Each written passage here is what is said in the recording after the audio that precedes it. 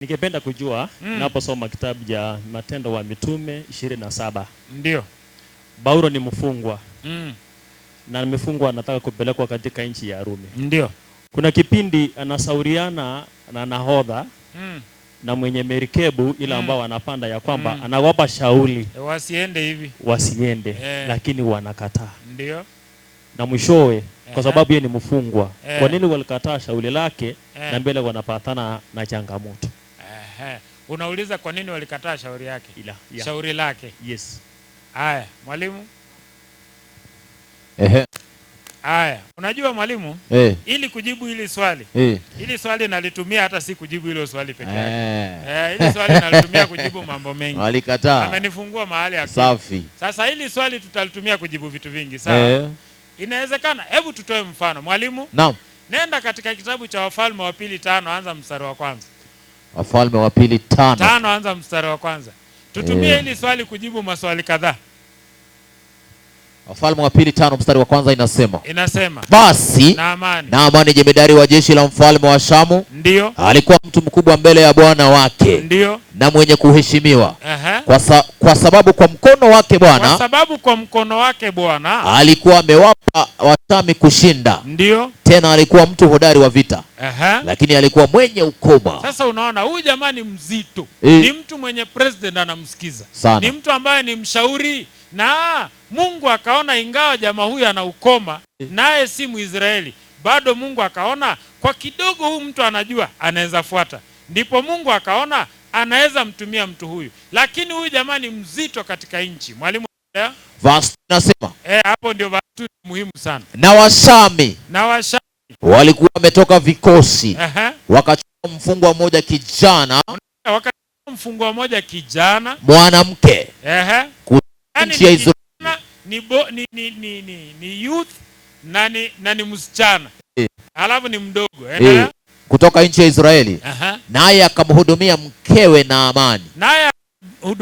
Naamani, endelea. Akamwambia bibi yake. Sasa verse 3, msichana akamwambia huyo mke wa Naamani, laiti bwana wangu angekuwa pamoja na yule nabii aliyeko Samaria, ndio, maana angemponya ukoma wake. Ndio. Mtu mmoja akaingia akamwambia bwana wake. Swali mwalimu, mpe mic.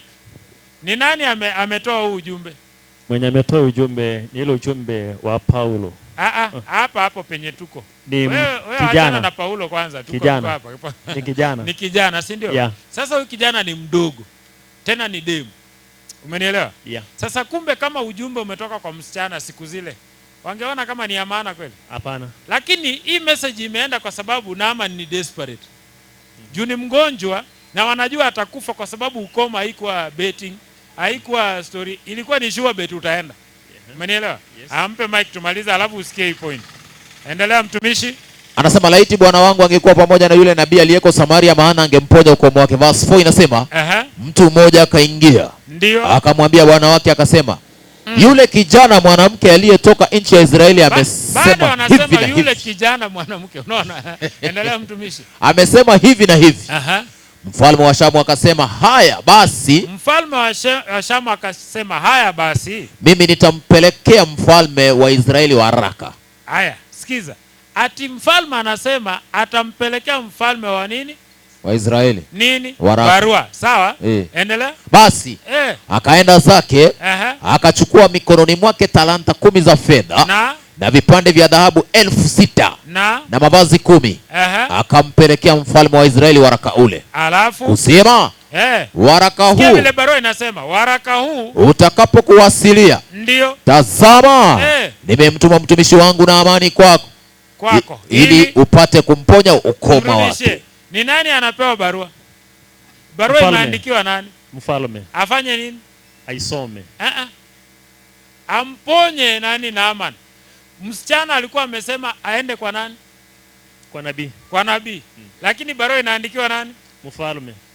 Kwa hiyo inchi nabii anatambulika? Hapana. Atambuliki, umenielewa? Sasa kumbe huyu msichana ambaye ametoa nini hii habari, kuna mtu anamdhamini? Hapana. Wanadhamini nani? Mfalme. Wakubwa, umenielewa? Very good. Paulo alipokuwa kwenye meli, nani angemsikiza na nikimfungo? Unanielewa? nani angemsikiza na ni mfungwa? Kama ingekuwa mtu mmoja mkubwa hapa angesema, wangefuata. Lakini juu ni mfungwa, watamsikia? Hawezi. Very good. Hii Kenya saa hii, tuseme Raila akisema watu wasiende kwa street, Wajaluo wataenda? Hawezi. Hawataenda, si ndio? Na huyu Tito akiwaambia wasiende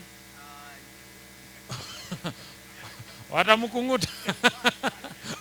Hata mguu yake itamponya. Atauliza, miguu yangu nilikupa nini, nilikunyima nini? Kwa sababu atakufia hapo. Sasa ndio tunaona watu katika dunia wanaangalia, wanasema kwa sababu fulani ndiye amesema, watu wanatafuta ukubwa. Ndio maana hata katika makanisa unakuta hata watu wanachaguliwa katika viti, wanachagua mtu mwenye pengine amesoma, mtu mwenye akona nini, akona pesa, si mtu mwenye akona imani. Ikawa unanielewa? Si ati mtu akona imani, ni kimtu tu hata akina imani lakini kiko na madaraka. Umeelewa? Sasa ndio tunaona kumbe Paulo hangesikizwa. Yule ambaye angesikizwa ni yule ambaye pengine akona cheo, lakini huyu ni mfungwa. Lakini tumesoma kwa hii hadithi, na kwa sababu umeniletea nataka niichambue mtu mwingine afaidike. Tumesoma kwa hii hadithi, it is not about the messenger, it is about the message. Hakuna mtu anasema amen? Amen. Mshindwe. It's not about ile ni message ambayo imeletwa ndio muhimu. Amen. Asante, Mungu akubariki sana. Amen. Asante, swali nzuri. Nani mwingine ako na swali? Get the point. Take a step forward.